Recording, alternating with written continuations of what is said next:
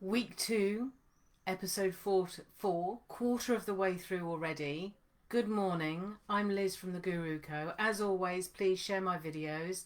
Give me your comments, tell me what you're thinking. But this is the fourth one in our series of 16 where we are building, or you are building, your very own framework manual to your mind so that actually you can break through to your true brilliance. And today it's about, the last 3 sessions we've been going through looking, peeking behind the curtain, those things that we think we've tucked away nicely, but in actual fact they are very much coming out to influence what's happening now. And it is about that we want to turn around, and we want to now step into our future, if you like. That's what we're talking about. We're stepping into now rather than our future. We're not looking for solutions straight away, and I think we're all very much in that mind frame nowadays, aren't we? Looking for those quick solutions, those quick fixes to change it all around. But actually, this is not what this is about. This is about longevity. This is about confirmed and sustained improvement and improvement in our performance of our minds. So that's what we're looking at. So we've done a little bit of fudging around about what we think, what we potentially believe could be what's actually sort of from our past influencing our future. So today it's all about the written manual. So we're talking rather just about thinking about it, and I know we've plotted a couple of things in writing, but today it's about actually writing down that systematic process, because you'll be surprised how you do one thing in life, you do most things in life. So consider the fact that actually a computer program, if you were going to program something, it has to follow a certain sequence in order to get that result. And we are no different. Our minds are so lazy. They are so lazy, more lazy than you ever think.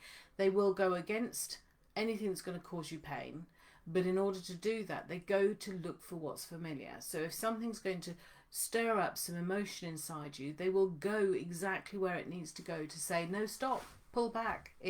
Don't go there. So this is what we're talking about. So think about when you got up this morning.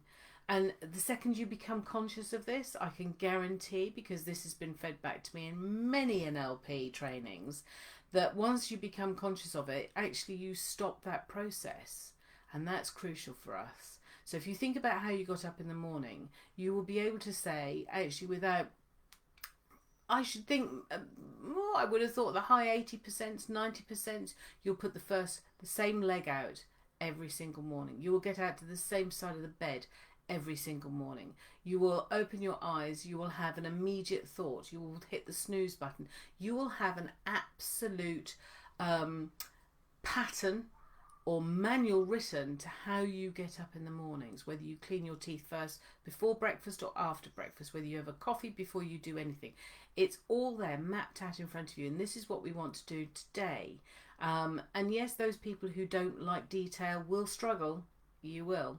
But in actual fact, what it is, it's about actually understanding, what do I need to think next? What do I need to feel next? So literally go back to something that you really are trying to move forward on, whether it's a motivation or whether it's I don't know, something in your business, something in your life.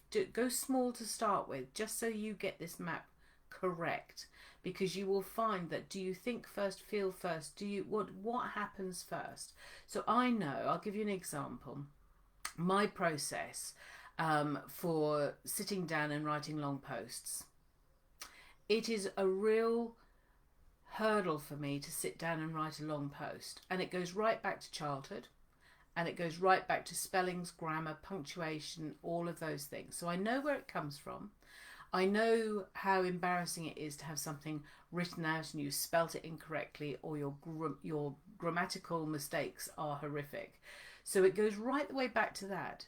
But I know as soon as I sit down to write a long post, I'll think, coffee, I need a coffee. And then I'll sit down with my coffee and I'll go, oh look, there's someone posted something on Facebook, and I'll go there. So I have distractions all over the place until I run out of time, or I get so close to my deadline that I have to thrash something out double quick and post. That's not how I want to perform. It's the same thing that happens with my accounts. So once I know that there's a certain trigger point, and there are certain processes that I go through. I can circumnavigate all of that and bring it round because I'm already prepared. And it literally takes one twist of one of those things that will alter the path and the process of what you're trying to do. I promise you. You repeat the same thing 21 times, it becomes a habit. So now, today, and this week is all about getting that map, getting your process written down. So literally, when you describe what you want to do, what's your first initial thought? Circle that. What happens next? Draw a line. So I think of it like a necklace, if you like. So in between each of your beads is a feeling, and really get rich with your feelings. And I think there's a post, there's a post coming out this week about it. I'm sure there is. I did it yesterday. But think of the bead. The bead is what actually happens, and in between is the feeling that triggers the next event. Have a go. Tell me how you get on. I hope that's useful. I'll see you on Wednesday. Bye bye for now.